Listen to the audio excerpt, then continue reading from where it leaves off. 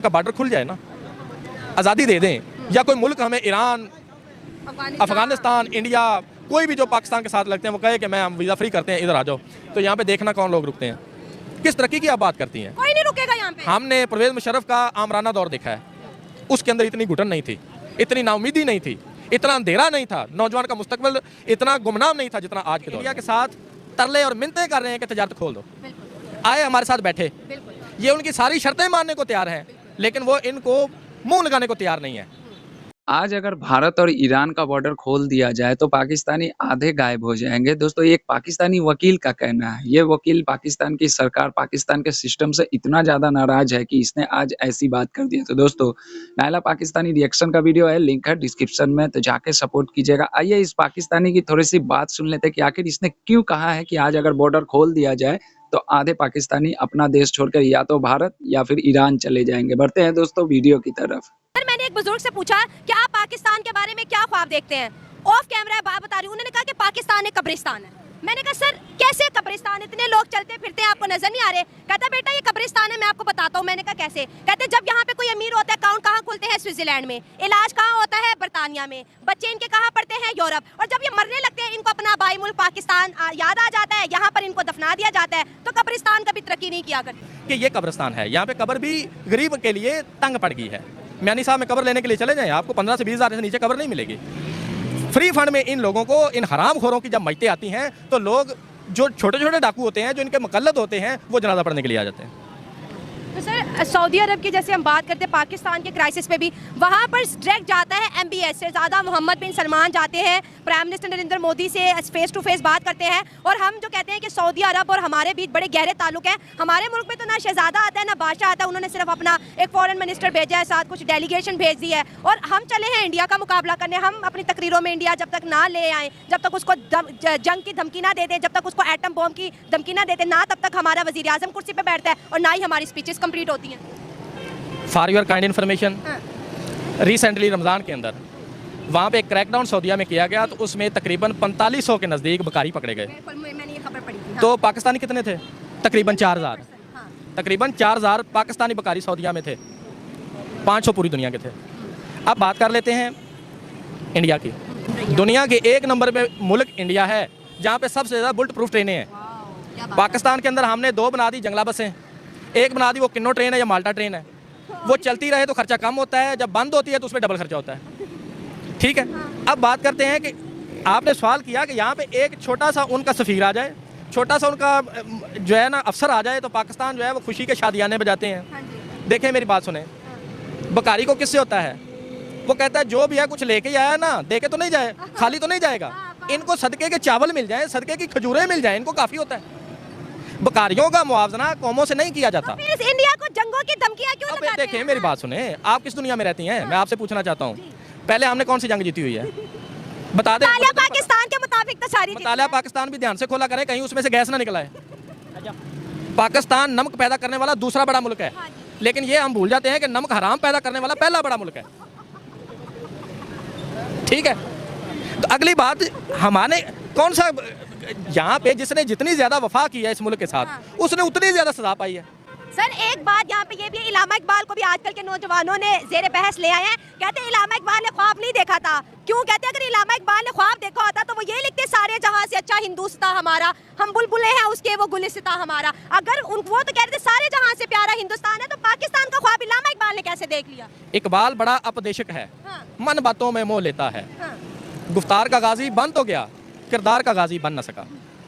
बात यह है कि अगर उसने ये ख्वाब आज के दौर में देखा होता तो शायद आज भी वो भी अडयाला जेल के अंदर होता। अपनी मर्जी से आप नहीं बात कर सकती, ना किसी मजलूम के लिए, ना किसी बेगुनाह कैदी के लिए, ना किसी सियासतदान के लिए, ना अपने जिन्होंने जंगें जीती हुई हैं।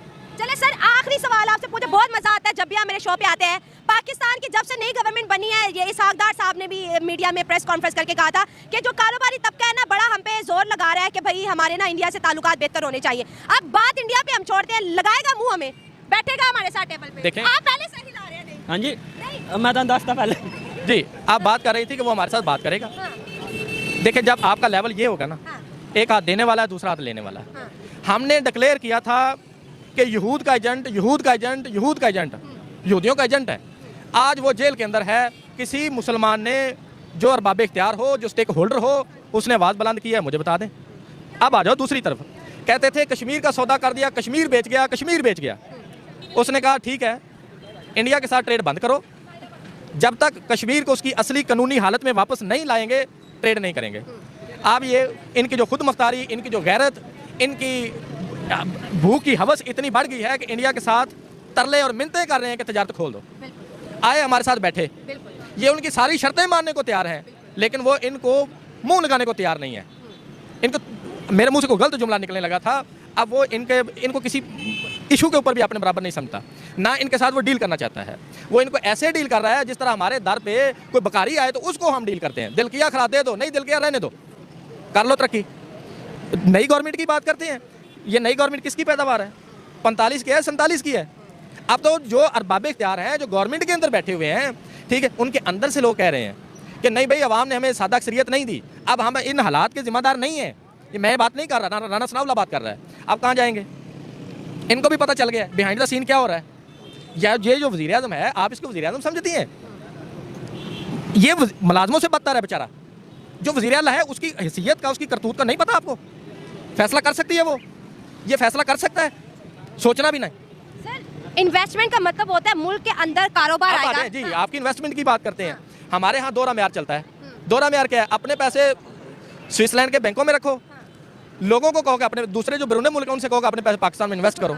और यहाँ पे इतने हालात बुरे हो गए हैं, या इतने आपको शानदार हालात मिलते हैं। आज पाकिस्तान का बॉर्डर खुल जाए ना, आज़ादी दे दें, या कोई मुल्क हमें ईरान, अफगानिस्तान, इंडिया, कोई भी जो पाकिस्तान के साथ लगते हैं वो कहे कि मैं हम वीज़ा फ्री करते हैं, इधर आ जाओ, तो यहाँ पे देखना कौन लोग रुकते हैं। किस तरक्की की आप बात करती हैं? कोई नहीं रुकेगा यहाँ पे। हमने परवेज़ मुशर्रफ का आमराना दौर देखा है, उसके अंदर इतनी घुटन नहीं थी, इतनी नाउमीदी नहीं थी, इतना अंधेरा नहीं था, नौजवान का मुस्तकबिल इतना गुमनाम नहीं था जितना आज के दौर में है। कौन यहाँ पे आएगा? यहाँ पे कोई सांस लेने को तैयार नहीं है। आप बात कर रही हैं कि यहाँ पे कोई इन्वेस्ट करने के लिए है। जो पहले हमारी टेक्सटाइल है वो कहाँ पे है? पहले फैक्ट्रियाँ बढ़ रही हैं या कम हो रही हैं? चेक करें ज़रा, कहाँ जा रहे हैं? बर्बाद हो गया सर। यहाँ पे लोग यहाँ से माइग्रेट करके जा रहे हैं। कारोबारी लोग अपनी इंडस्ट्री को क्लोज कर रहे हैं। दुकानदारों ने, ताजरों ने ये 2024 को सबसे बदतरीन साल करार दिया है। दोस्तों वीडियो आप लोगों ने देखा। देखिए पाकिस्तान के लोग जितने भी हैं वो अभी पाकिस्तान के हालात पे जो भी बातें करते हैं और पाकिस्तान की इस हालात के लिए जिसको जिम्मेदार ठहराते हैं, लेकिन उन्होंने कभी अपने ऊपर नहीं देखा, क्योंकि पिछले 78 सालों से इनके हुक्मरान ने जो भी जिस तरह के पाठ पढ़ाए, पाकिस्तान के जनता है वो उसी पाठ और उसी किताब और उसी चैप्टर को लेकर आगे बढ़ी है। पाकिस्तान की सरकार ने हमेशा से भारत दुश्मनी में पाकिस्तान के लोगों को बरगलाया, पाकिस्तान के लोगों को एक अलग दिशा में ले जाने की कोशिश की और पाकिस्तान के जितनी भी वहाँ की जो मासूम पब्लिक है, मैं उनको मासूम ही कहूँगा क्योंकि मैं दूसरे की तरह किसी भी देश के किसी भी आम इंसान को मैं क्रिटिसाइज़ नहीं करता। तो वो इंसान को जिस तरह से पाकिस्तान की सरकार ने चलाया, ये इंसान, ये आवाम पाकिस्तान की उसी दिशा में चली। पाकिस्तान की आवाम ने भारत के खिलाफ उनको भड़काया, हिंदुओं के खिलाफ भड़काया, काफ़िरों के खिलाफ भड़काया और पाकिस्तान की जनता भी ठीक उसी को फ़ॉलो करते हुए आगे बढ़ी। जब उनको अपनी हालत पर और दूसरे की हालत देखकर, ख़ास करके भारत की हालत को देखकर, आज जब वो अपने खुद की हालत देखते हैं, तो उनको तरस आता है। आज उनके देश में जिस तरह से महँगाई है, जिस तरह से लोग परेशान हैं, आज वो भारत की बात करते हैं। आज पाकिस्तान के बहुत सारे ऐसे आम नागरिक हैं जो ये कहते हैं कि 1947 में 2 देशों का जन्म हुआ। पहली बात तो ये है कि पाकिस्तान का जन्म हुआ, भारत आज़ाद हुआ था। बहुत सारे ऐसे पाकिस्तानी हैं जो कहते हैं कि हम दोनों ने सफ़र इकट्ठे चालू किया और हिंदुस्तान कहाँ चला गया और पाकिस्तान कहाँ चला गया। दोस्तों, पाकिस्तान के लोग हैं, पाकिस्तान की आम जनता है, वो कभी भी अपने द्वारा की गई गलती को कभी वो लोग मानते नहीं है। हमेशा सरकार के ऊपर में ब्लेम करते हैं। इन्हीं के किसी बड़े उलेमा या फिर कौन थे वो मुझे नहीं पता, उन्होंने कहा, जैसे ही आप अवाम होंगे, ठीक वैसे ही सरकार आपके ऊपर में काबिज़ होगी। तो जब तक आप लोग नहीं सुधरोगे, जब तक आप लोग सही फैसला नहीं लोगे, जब तक आप लोग सही इंसान का चुनाव नहीं करोगे, तब तक आपके पाकिस्तान में इसी तरह के लोग आपके ऊपर में हुक्मरान करते रहेंगे। जैसे आप लोग चाहते हैं, आप लोगों को ठीक उसी टाइप का आपके यहाँ पे सरकारें आती है। वो आती हैं, बहुत सारे करप्शन करती है, उसके बाद में जब करप्शन हाइलाइट ना हो, इसके लिए अवाम के बीच में आकर भारत के खिलाफ भड़का देती है, हिंदुओं के खिलाफ भड़का देती है और पाकिस्तान की जो नासमझ इंसान है, नासमझ आवाम है, वो भारत का नाम सुनते ही और हिंदुओं का नाम सुनते ही भड़क जाती है। उनके अंदर का जज़्बा जाग जाता है और सारे करप्शन पाकिस्तान के नेताओं के द्वारा की गई जितनी भी गलत काम है, वो सारे के सारे मिट्टी के अंदर दफ़न हो जाती है। अच्छा लगा कि कोई तो ऐसा पाकिस्तानी है जो कि आकर इस तरह की बातें कर रहा है। इसी तरह से अगर सारे अवाम पाकिस्तान की जो भी उनके नेता उनके साथ में कर रहा है, उसको अगर आप लोग समझ जाएँगे, तो आपके और हमारे बीच में कोई भी किसी भी तरह का कोई दुश्मनी नहीं रहेगा, ना ही हिंदुस्तान के लोग तो आराम से रहते हैं, पाकिस्तान का कोई इंसान परेशान नहीं होगा। जितना आपके हुक्मरान आप लोगों को झूठ बोलकर आपका पैसा खा जाते हैं, वो सारे के सारे पैसे आपके ऊपर में लगेंगे, आप लोगों का भी दिन अच्छा होने लगेगा। दोस्तों क्या कहिएगा इनके बारे में? कमेंट बॉक्स में ज़रूर जवाब दीजिएगा। ओरिजिनल वीडियो का लिंक डिस्क्रिप्शन में है, तो सपोर्ट ज़रूर कीजिएगा। जय हिंद।